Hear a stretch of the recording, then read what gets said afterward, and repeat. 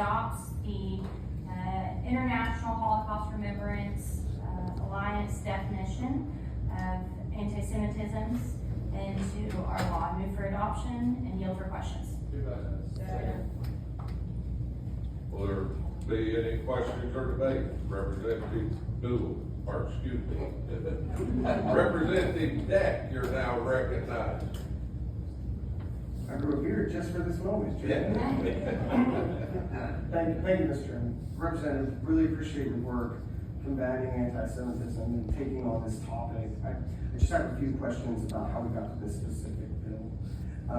Would you mind explaining, and I did appreciate you visiting with me beforehand. Would you mind explaining kind of how the IHRA definition was selected as opposed to other public definitions such as the Jerusalem definition and Nexus? Thank you for that question. The IHRA definition is adopted by 31 countries, over 1,100 organizations, 37 states, including Texas and Arkansas and Tennessee. 3 different presidents, our federal government too has adopted this definition, and the Jewish community, the broad Jewish community of Oklahoma supports this definition. You're recognized for a follow-up. Thank you, Mr. Chairman. Thank you for the answer. Why, speaking of the definition, why are we not actually wording the definition into the bill itself? We're basically referring to a definition that we've all seen on this website. So why are we not actually just delineating it tangibly into the bill?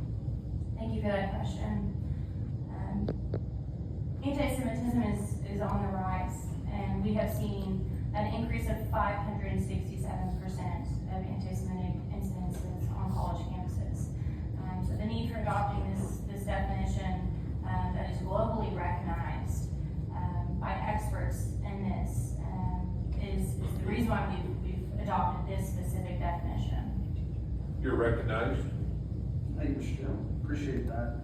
And into that, the bill also references, the bill does state that we're using the definition that was engrossed by IHRA on a specific date. But the listed of specific examples do not have a specific date. So those could potentially change over time. For myself, I'm referring to IHRA's website to find those. If those change over time, will we potentially need to adjust our statutes? No, I believe that the contemporary examples keep up with modern mediums of how we're seeing anti-Semitic speech being used. You're recognized for a follow-up. Thank you, Mr. Chairman. The bill also includes the term non-legally binding. Could you give a little bit of explanation of how that's going to affect the implementation? Thank you. This language, this definition provides a framework. It is a starting point for us to help us combat these anti-Semitic instances and to help define what is and what isn't considered anti-Semitic speech. So we cannot combat what we cannot define. And so I would consider this a starting point of a working framework. You're recognized for a follow-up. Thank you, Mr. Chairman, and appreciate the leniency as well. I'd like to give a few specific examples. I have a lot of constituents that are concerned about things that they say publicly, maybe online, maybe just in person in a public space. So if someone is making a call for, say, a ceasefire in Israel, and some of that, a ceasefire in that violence, if they're asking for humanitarian aid or for Israel and the United States to uphold humanitarian rights, if they are criticizing a particular policy of the Israeli government, would any of that be considered malicious harassment, basically under a hate crime statute, or are they going to continue to be protected by the First Amendment? I would say that no, those examples that you provided would not be considered anti-Semitic speech. I would say if there is the speech does not have a clear or present danger, then no, it would not be considered based on this definition. Representative Shriver, you're now recognized. Thank you, Mr. Chairman. Representative Price, thank you for taking the questions. Would you agree that what we are doing with the statute is incorporating the formal definition that is referenced in the International Holocaust and Human Rights Alliance plenary, with the specific language, anti-Semitism is a certain perception of Jews, which may be expressed as hatred towards Jews.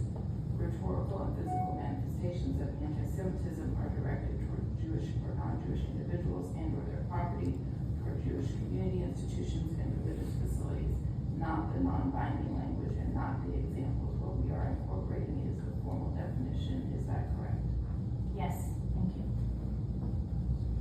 Representative Deck, you're now recognized. Thank you, Mr. Chairman. And appreciate you continuing to take the questions. The bill states its use of this definition in combating hate crimes. How will the listed IHRA examples, those modern examples that you referred to, how will they be used in potentially prosecuting malicious harassment or motive bias, or will they? This is again a working definition, and again, we cannot combat what we cannot define. So this is a starting point. This is designed to help advise those who are tasked with reviewing those types of cases. Representative West Tammy, you're recognized for a question on the bill. Thank you, Representative Gass. I appreciate you bringing this. And would you believe that according to Anti-Defamation League, incidents of anti-Semitism are up nationwide 365%?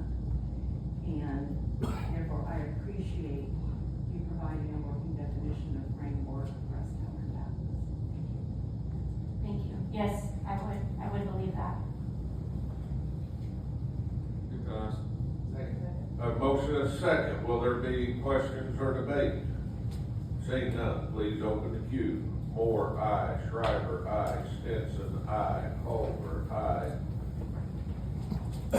Representative Candy, declare the vote. 9 1 day.